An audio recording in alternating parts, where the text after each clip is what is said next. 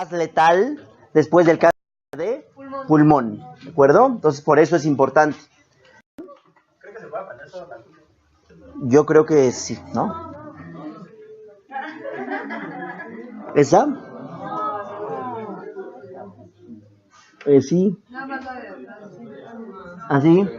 ¿Cómo se ve mejor? Democracia pura, como dijera. Ok.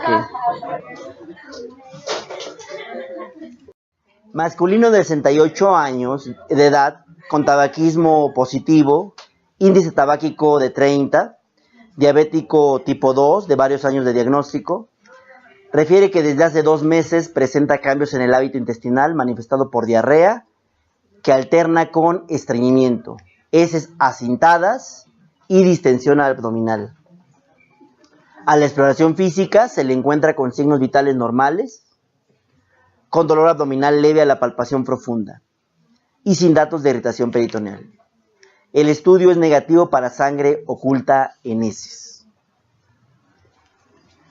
Respecto a este caso, o en relación con el caso, dice, el enema de bario tiene una sensibilidad de aproximadamente el 70% en el diagnóstico. Los pólipos de tipo inflamatorio son la lesión precursora más frecuente. En el 1 a 3% de los casos, del total de los casos, está asociado a los genes MLH1 y MSH2. El antígeno carcinoembrionario se eleva en el 95% de los casos.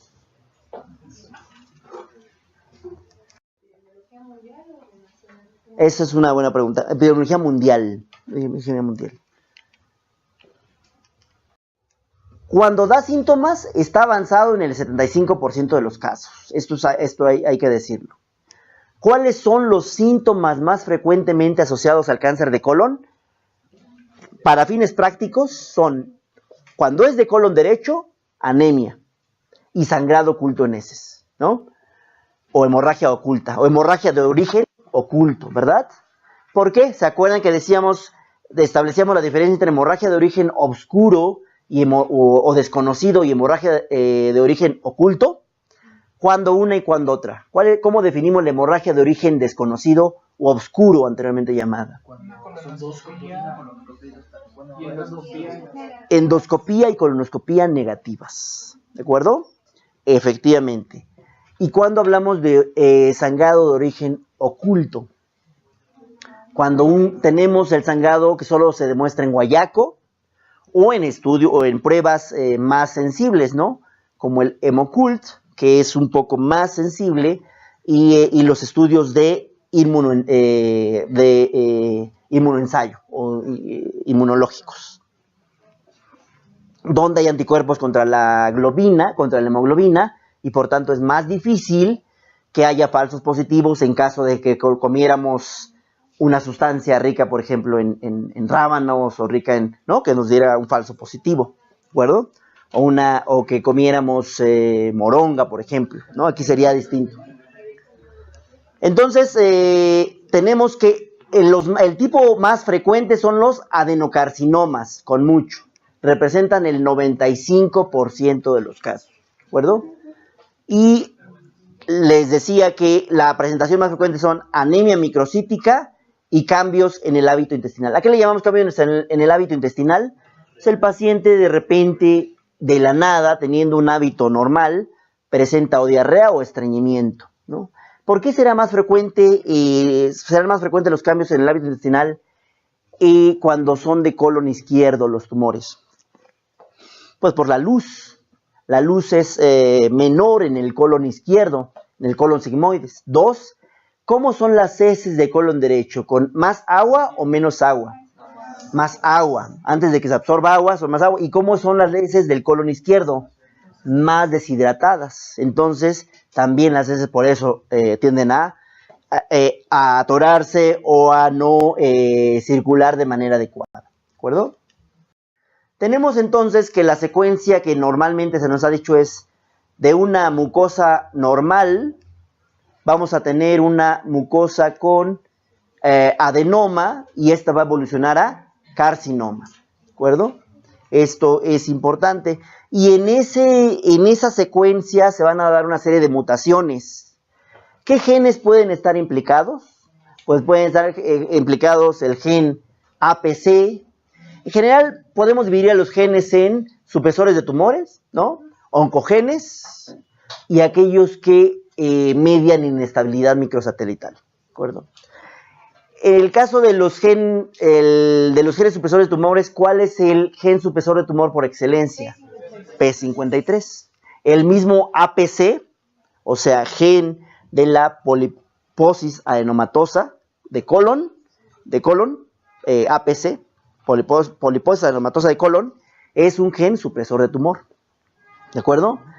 ¿Y cuál es el oncogen más frecuentemente visto en esos tumores? KRAS. En el tracto gastrointestinal cobra gran importancia el oncogen KRAS. Y dentro de los que median inestabilidad microsatelital, ¿cuáles son? Síndrome de Lynch, que es MSH, MS, si es S, es 2, MSH2 y MLH1, ¿de acuerdo? Esa S, si quieren ponerlo como mnemotecnia, va después de la L, por tanto es 2, ¿de acuerdo? Entonces tenemos que si consideramos que la lesión precursora es un pólipo, hay que entender los pólipos. Y los pólipos se dividen en adenomatosos y pólipos cerrados, con S. O pólipos acerrados, les llaman algunos, ¿no? Como si fuera sierra, ¿no? Con dientes. El pólipo adenomatoso se va a dividir en tubular, túbulo velloso y velloso. Y el pólipo cerrado se va a dividir en hiperplásico, en adenoma cerrado tradicional y en adenoma cerrado sésil. Algo que en alguna revisión de Watts comentaba Alex, ¿de acuerdo? Hacía una revisión. Aquí lo importante es que tradicionalmente el pólipo cerrado había considerado como benigno, como no da lugar a cáncer. Entonces el único culpable es el adenomatoso. Actualmente sabemos que el pólipo cerrado sí se puede asociar a cáncer de colon. O sea, no es cierto esto de que eran totalmente benignos. Pero ¿a qué tipo de cáncer de colon se asocia? Más del lado derecho y justamente no asociado al adenomatoso, se asocian con enfermedad de Lynch frecuentemente. Y como suelen ser más planos, o sea, son pólipos más frecuentemente sésiles, sésil es en contraposición con aquellos pediculados, ¿no? Pólipos pediculados son aquellos que tienen como un tallo y los sésiles son aquellos que son como planos. Entonces, también es más difícil detectarlos en una colonoscopía. ¿Qué porcentaje más o menos con qué porcentaje se ven implicados estos pólipos? Bueno, el adenomatoso más o menos del 80%, 80-85%. 15 a 20% de los pólipos cerrados van a dar lugar a cáncer de colon. O sea, sin duda la causa o el antecedente más frecuente de cáncer de colon en general es el pólipo adenomatoso. Pero la observación que quiero traer a colación es que los pólipos cerrados no son en absoluto completamente benignos. Y aquí tenemos un pólipo adenomatoso y vemos la luz con una lesión exofítica. Vemos cómo dijimos que se podría dividir en tubular, túbulo velloso o velloso. ¿Cuál es el que más frecuentemente de estos se asocia a malignidad? Velloso, el velloso, ¿de acuerdo? Y aquí vemos un tubular. Entonces, pero el que más frecuentemente se asocia a malignidad es el velloso. Por otra parte, tenemos los pólipos cerrados. Son así como planitos, son sésiles normalmente, y aquí podemos ver, también se les ha conocido tradicionalmente como pólipos hiperplásicos. Recuerden que una pregunta decía, ¿el pólipo hiperplásico es el más frecuentemente asociado a transformación? No, no es el más frecuente, pero sí puede dar, ¿de acuerdo? No, entonces es falso aquello de que eran completamente benignos. Y aquí podemos ver comparativamente dos tipos de pólipos, el pediculado, y el sésil. Adenoma pediculado y adenoma sésil, ¿de acuerdo? ¿Cuál es más frecuentemente se asocia a cáncer? En general, el pediculado. Pero se puede asociar a cáncer también y es más difícil distinguirlo. Pero con todo, se asocia más a colon derecho, es más frecuente en mujeres y el pronóstico es mejor. El pronóstico es mejor. Hablaba yo de una secuencia de eventos. ¿Cuáles son esos eventos? Pues una serie de mutaciones. Desde el epitelio normal se va a dar una serie de mutaciones hasta el carcinoma. Y fíjense cómo se van uniendo, cómo se van acumulando estas mutaciones. Tradicionalmente se acepta que la mutación del gen APC, entiéndase por siglas en inglés, poliposis adenomatosa colónica o de colon, es de los primeros eventos. Y esto da lugar a un adenoma tipo 1. Si hay mutación de un oncogen, como es KRAS, va a dar lugar a una mutación tipo 2. ¿De acuerdo? Aquí a este nivel, uno de los últimos eventos es la mutación de P53, que es un gen supresor de tumor. El gen supresor de tumor, o la molécula supresora de tumor por excelencia, ¿verdad? Y tenemos que también a este nivel van a encontrarse mutaciones de los genes que comentaban Ramón y Alexa, MSH2 y MLH1, ¿verdad? Y MSH6 es más raro. Estos dan lugar a inestabilidad microsatelital, ¿de acuerdo? Esto es importante porque en el caso de la poliposis adenomatosa, pues van a predominar este tipo de mutaciones. Y en el caso de la poliposis no adenomatosa o no polipósica, la mutación fundamental va a ser a nivel de MSH2 y MLH1. Eso cuando hablamos de cáncer de colon hereditario, ¿no? ¿Hasta aquí está claro? Y entonces hablamos de cáncer de colon hereditario y no hereditario. ¿Cuál es el más frecuente? El no hereditario, se le llama esporádico. El cáncer de colon hereditario corresponde al 5% de los casos. Y ustedes dirán, yo he visto más que le dan mayor importancia. Bueno, el cáncer de colon bien establecido como hereditario corresponde al 5%. Y los dos principales síndromes son síndrome de poliposis adenomatosa familiar y el otro es el Lynch o síndrome no polipósico o cáncer de colon no polipósico. Dan cuenta del 5%. Pero se encuentra un factor genético en el 20% de los casos. ¿Se entiende la diferencia, verdad? Pero se encuentra un factor genético en el 20% de los casos. Bien, considerando entonces cuáles son los factores de riesgo. Edad mayor de 50 años. En algunas poblaciones se maneja 45, pero a nosotros nos interesa 50 años. El exceso de carne roja y de grasas saturadas. Un familiar, que haya un familiar. ¿Cuál es entonces de todos esos que estoy mencionando el principal? Tener un familiar con cáncer de colon. Tabaco y alcohol, sin duda alguna, y el sedentarismo. Pero de todos estos, ¿cuál es el más importante? Tener un familiar. Y si es de primer grado, aumenta, o es peor, ¿no? Aumenta la probabilidad. Entonces, los factores de riesgo, les doy la razón, o el riesgo relativo, adelante. Dieta rica en fibra es protectora y se asocia con una razón de riesgo de 0.8. Ingesta de calcio, posiblemente protectora. Vitamina D, podría ser protectora. AINES, esta venía en un examen del consejo. Los AINES pueden considerarse protectores, con una protección que va del 40 al 50%. ¿Por qué? ¿Cómo se vio esto? Se vio entonces que a pacientes que tenían pólipos, si les das celecoxib, por ejemplo, disminuye el riesgo de cáncer de colon. Pero ya después se hicieron estudios prospectivos y esto no siempre se reproducía. Por tanto, el consenso es, se tiene que dar como quimioprofilaxis o los inhibidores de COX-2 solo en pacientes que tengan documentados pólipos.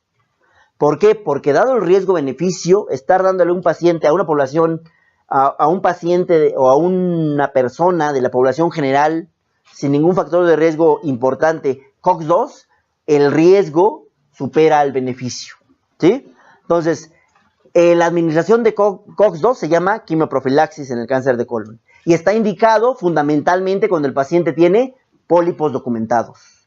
Máxime si esos pólipos son mayores a 5 milímetros.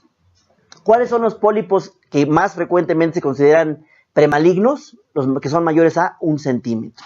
¿De acuerdo? Carnes rojas, entonces, cerveza, son factores de riesgo, y antioxidantes sería protector, esto sería de riesgo. De tal forma que tenemos dos consideraciones fundamentales: el esporádico y el hereditario. Este corresponde al 95% y este corresponde al 5%. Entre estos hay algunas formas familiares, ¿no? Aquí pongo lo que les decía: 5% tienen un patrón genético francamente hereditario. El 20% van a tener o van a obedecer o van a verse influidos por un factor genético. ¿Cuáles son los genes más frecuentemente afectados? Como decíamos, los oncogenes, KRAS, genes supresores de tumor, APC, y reparación de DNA MLH1 y MSH2. ¿De acuerdo? Y esta es la forma en que se presentan. Esta es la interrelación entre genes y ambiente para el cáncer de colon. ¿Cuál es el principal factor de riesgo para el cáncer de colon? Tener un familiar de primer grado. Entonces, ¿cuáles son los factores de riesgo bien conocidos como corolario? Edad. El 90% de los pacientes con cáncer de colon van a tener más de 50 años. Enfermedad inflamatoria intestinal es otro factor de riesgo bien conocido. ¿Cuándo? Cuando el paciente con CUSI y pancolitis tiene una historia o un antecedente de 8 años de diagnóstico al menos, ya es factor de riesgo. La literatura dice de 8 a 10 años, o 10 años tradicionalmente ha sido la cifra. Actualmente sabemos que son desde el 8º año, cuando es pancolitis, aumenta el riesgo de cáncer de colon. Entonces, cáncer de colon, 8 años, cuando es enfermedad inflamatoria tipo CUSI. Cuando no es pancolitis, sino cuando es colitis segmentaria, ahí aumenta hasta 15 años. O sea, 15 años, después de 15 años, cuando es colitis segmentaria, aumenta el tiempo para que yo empiece a hacer el primer escrutinio, ¿verdad? Con la idea de rastrear o de buscar cáncer de colon. Le puedo hacer colonoscopías al paciente por otro motivo, para ver la actividad de la enfermedad, etc. Pero para escrutinio de cáncer de colon, en pancolitis 8 años, en colitis segmentaria 15 años. En caso de Crohn, ¿cuánto? También en general, con fines de sanar, 15 años. Sabemos que la afección de Crohn no es continua, ¿verdad? No es continua a nivel de colon. ¿Cuál es el sitio más frecuentemente afectado en el Crohn? Ileocolon, la ileocolitis, muy bien. Entonces, como no hay pancolitis, entonces frecuentemente esperamos 15 años, ¿de acuerdo? Y bueno, aquí tenemos las diferencias que ya hemos visto y que revisaremos nuevamente en cada uno. Entonces, cuando es pancolitis, 8 a 10 años, para enfermedad segmentaria o afección segmentaria, 15 años. ¿Y qué es lo interesante de esto? Que los pacientes con enfermedad inflamatoria, ¿qué tipo de lesiones creen que presentan? Lesiones planas. Por eso el escrutinio es muy importante, por eso el tamizaje es muy importante, porque es difícil ver estas lesiones planas. Entre otras cosas, ¿por qué? Porque ¿cuál es el estudio que normalmente se maneja? Colonoscopía. Y entonces el colon tiene que estar bien preparado. Algo que no siempre se consigue, solo en el 70-80% de los casos. Y hay que hacer una colonoscopía adecuada.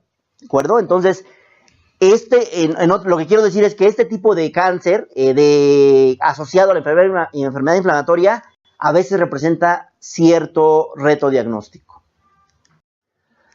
Otro factor, entonces ya te llevamos dos, ¿no? Edad, historia de enfermedad inflamatoria. Otro, historia familiar.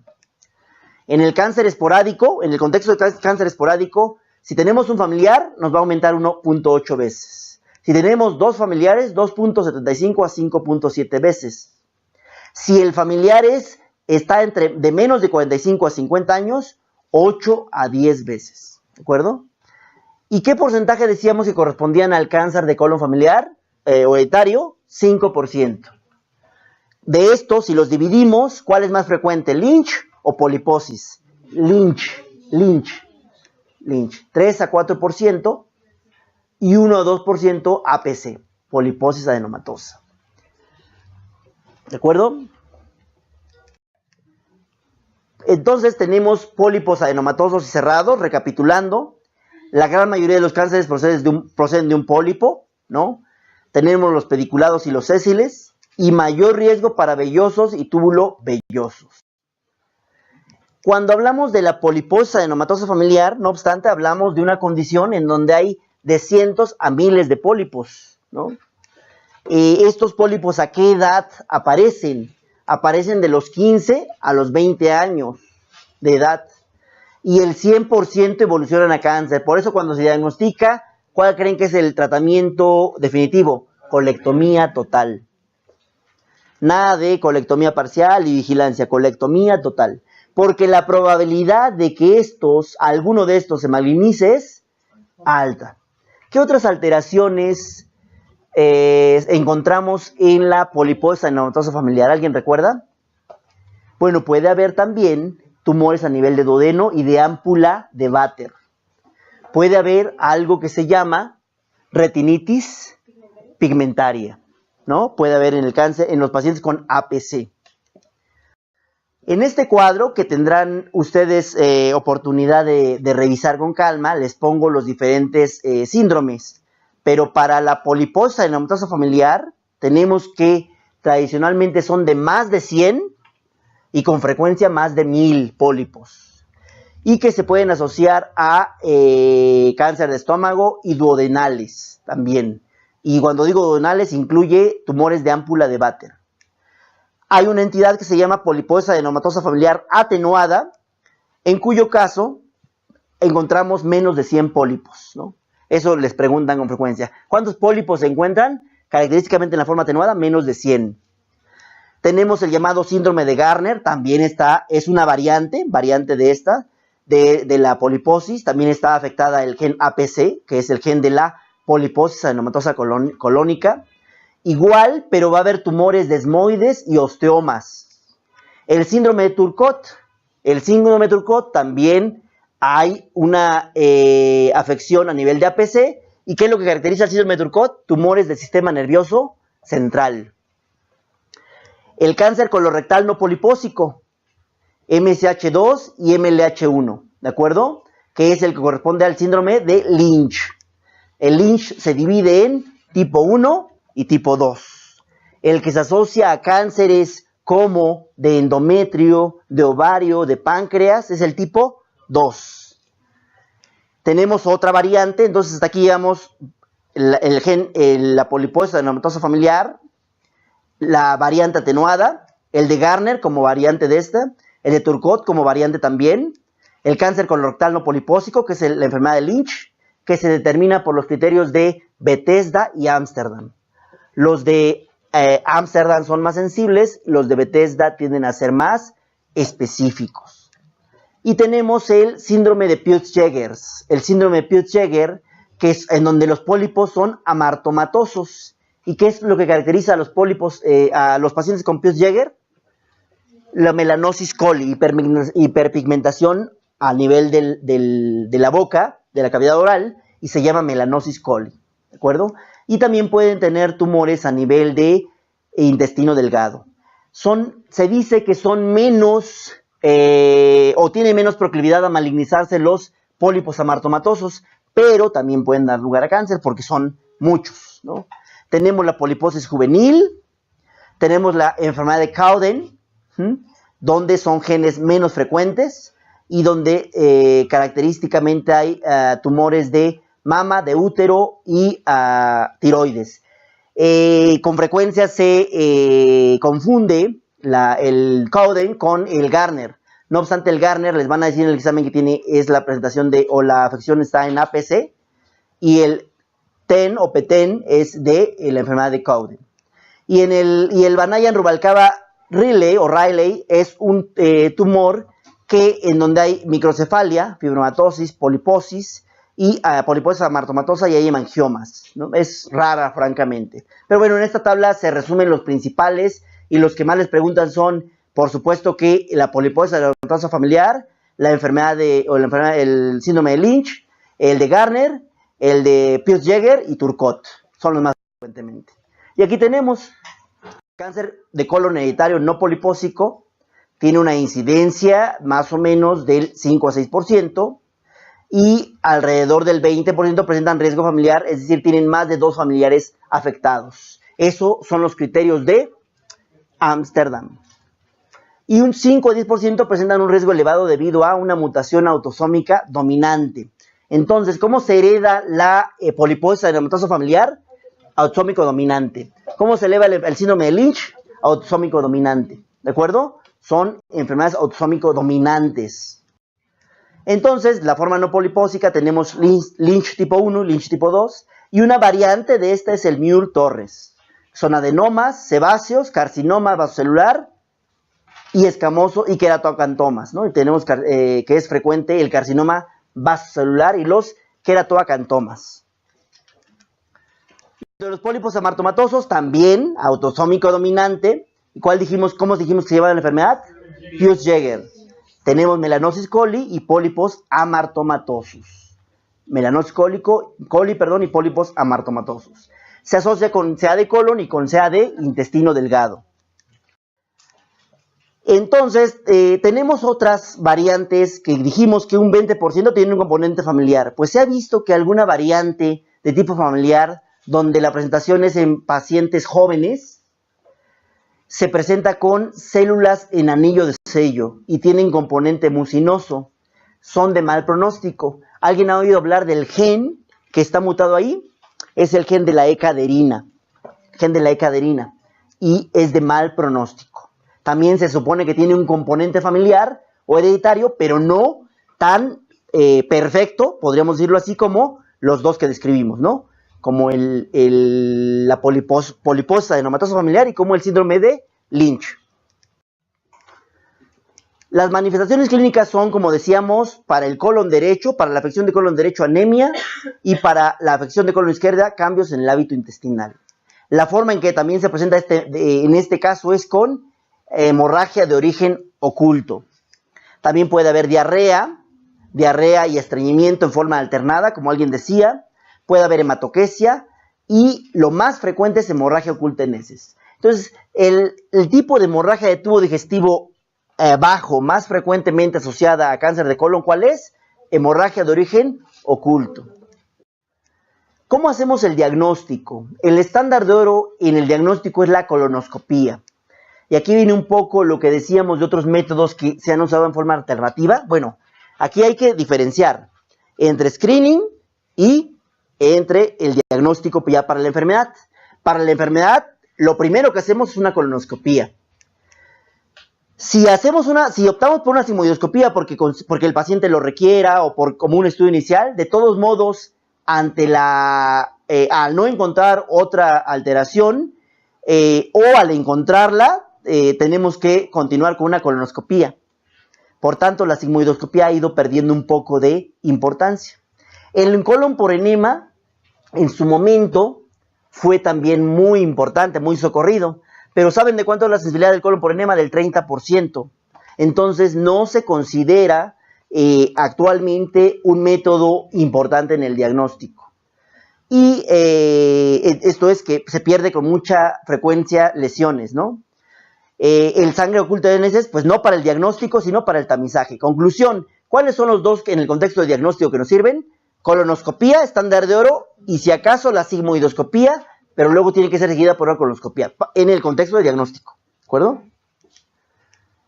La medición de antígeno carcinoembrionario, sobre todo cuando es mayor a 5 nanogramos por mililitro, ¿tiene alguna importancia? Sí, pero no para el diagnóstico, sino para el pronóstico. ¿De acuerdo? ¿Por qué? Porque el que dé positivo me permite determinar que a ese paciente le voy a seguir de manera subsecuente, después de la cirugía, le voy a pedir nuevos niveles, y si bajaron, es que hubo respuesta, o si se normalizaron, es que hubo respuesta, pero no para el diagnóstico. Entonces, es un factor pronóstico porque se utiliza para el seguimiento.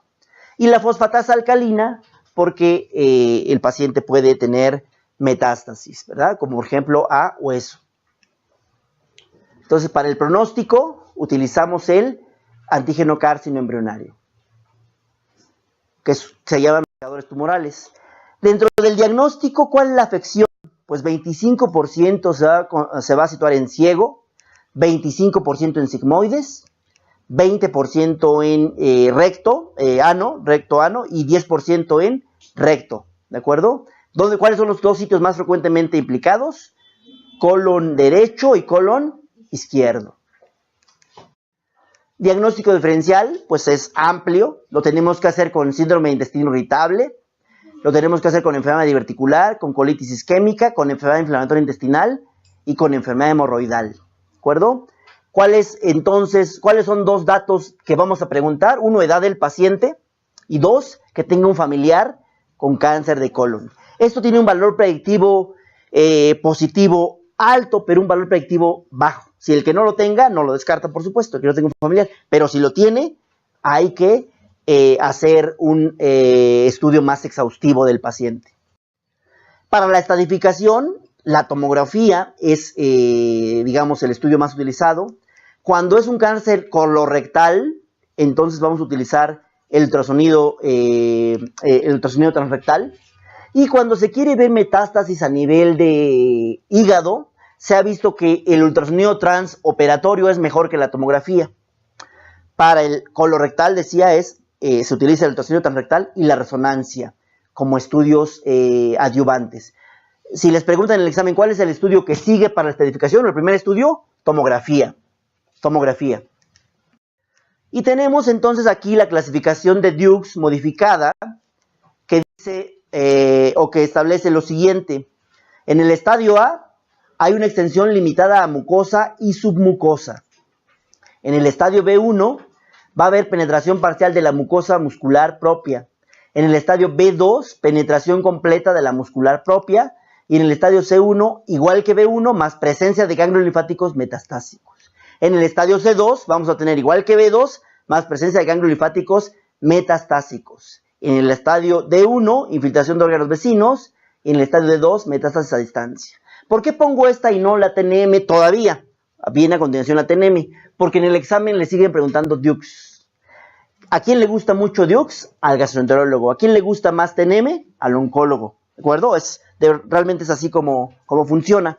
El oncólogo con mucho les va a hablar de TNM. Pero hay una correlación. O sea, ni uno ni otro tiene la verdad absoluta. De hecho, hay una correlación. Y la correlación, digamos, para el TNM es tumor primario, in situ, T1 con invasión a la submucosa, T2 con invasión a la muscular propia sin sobrepasarla, T3 invasión a la serosa o grasa pericólica y T4 invasión de órganos adyacentes. La afectación ganglionar y las metástasis a distancia. De tal forma que ya considerando tanto el TNM como la clasificación de Dukes, que aquí aparece, la correlación, la pueden revisar, la del estadio del TNM, de Dukes con el TNM, ¿de acuerdo? Hay una correlación, ciertamente, ¿no? Pero entonces, ¿cuál es lo más importante? 1, enfermedad local. 2, enfermedad que afecta ganglios. 3, enfermedad a distancia. ¿De acuerdo? En el estadio 1, ¿va a haber afección de ganglios? No. Solo mucosa y submucosa. En el estadio 2, tampoco va a haber afección de ganglios. En el estadio 3, va a haber afección de ganglios. Y en el estadio 4, va a haber metástasis.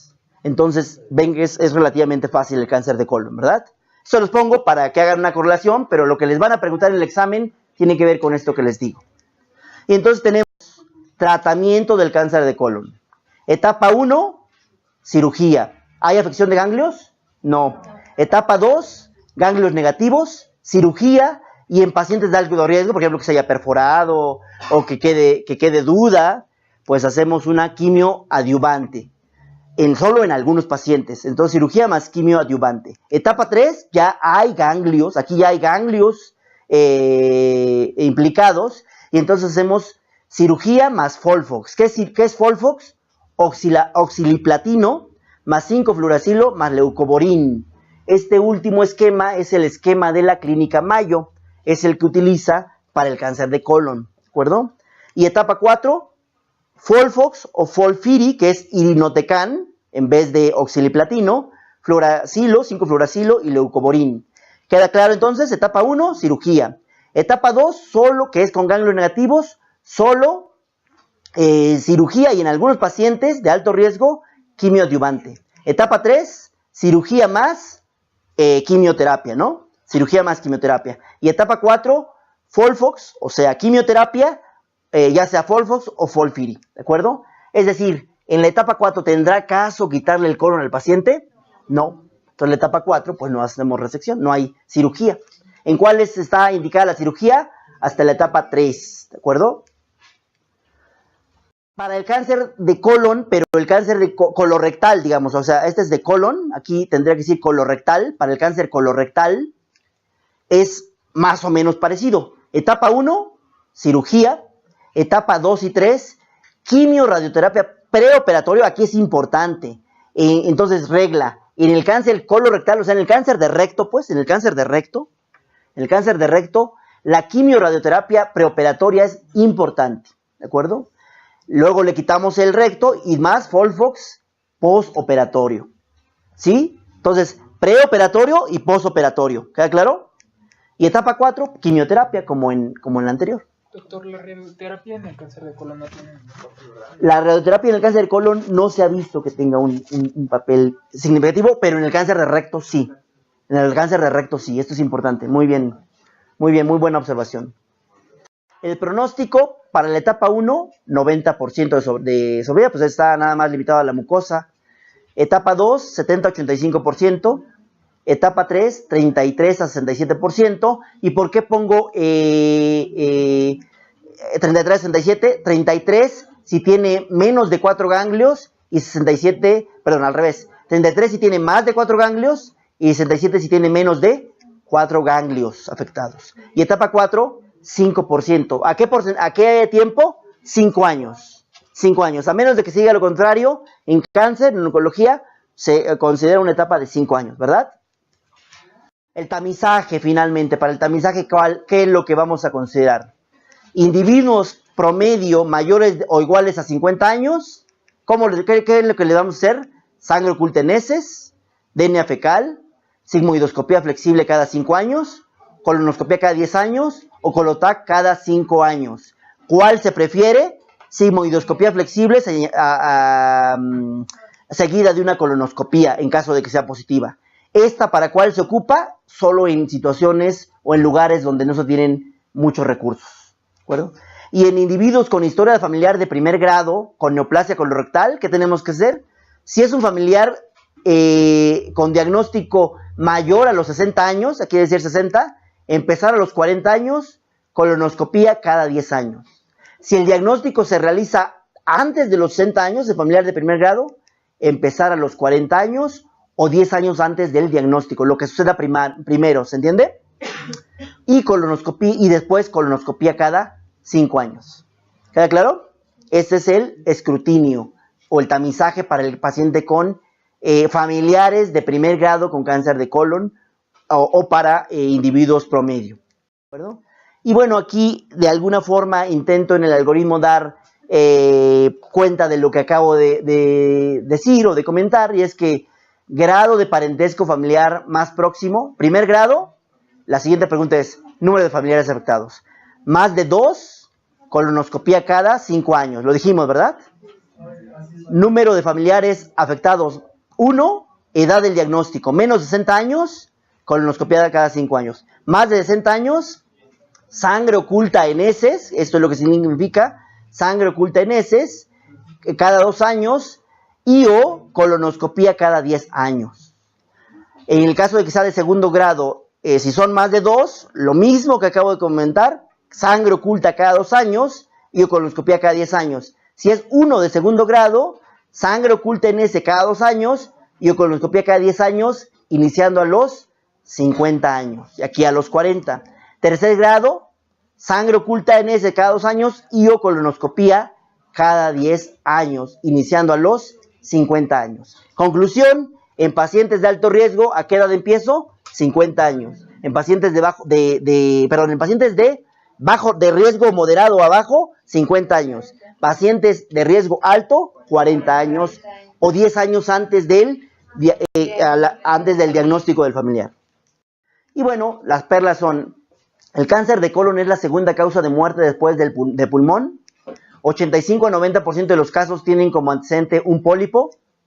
5% son hereditarios. La genética influye en el 20% de los casos. Dentro de los factores de riesgo conocidos están la edad, estilo de vida, enfermedad inflamatoria intestinal y familiar con cáncer de colon. ¿De esos cuál es el más importante? Familiar. Los síntomas que da el cáncer de colon son sobre todo anemia y sangrado oculto en heces, derecho, y cambios en el hábito intestinal, izquierdo. La clasificación de Duke se correlaciona con el TNM. En general se puede dividir en sin compromiso de ganglios 1 y 2 y con compromiso de ganglios 3 y 4. Para el estadio 1, cirugía. Para el estadio 2, cirugía y en algunos pacientes quimioterapia adyuvante. Para el estadio 3, cirugía más Folfox. Y para el estadio 4, quimioterapia. Y finalmente el caso clínico, masculino de 60 años, de edad, tabaquismo positivo, índice tabáquico de 30, diabetes mellitus tipo 2 de varios años de diagnóstico. Refiere que desde hace 2 meses presenta cambios en el hábito intestinal manifestados por diarrea que alterna con estreñimiento, heces acintadas y distensión abdominal. A la exploración física se le encuentra con signos vitales normales, con dolor abdominal leve a la palpación profunda y sin datos de irritación peritoneal. Estudio negativo para sangre oculta en heces. Con relación al cuadro que sospecha en este paciente, señale la afirmación correcta. El enema de bario tiene una sensibilidad de aproximadamente el 70% en el diagnóstico. Los pólipos son de tipo inflamatorio, los pólipos de tipo inflamatorio son la lesión precursora más frecuente. Vellosos, adenomatosos, y de estos el tipo velloso. En el 3 a 4% del total de los casos está asociado a los genes MLH1 y MSH2, que es el síndrome de Lynch, que se caracteriza por inestabilidad microsatelital. Y el 1 a 2% se asocia a poliposis adenomatosa familiar. Los dos se transmiten de forma autosómico dominante. El antígeno carcinoma embrionario se eleva en el 95% de los casos. No lo comenté, pero se eleva solo en la mitad, del 30 al 50% de los casos. ¿De acuerdo? Entonces, ¿cuál es la correcta? Sí. Sí, a todo. ¿De acuerdo?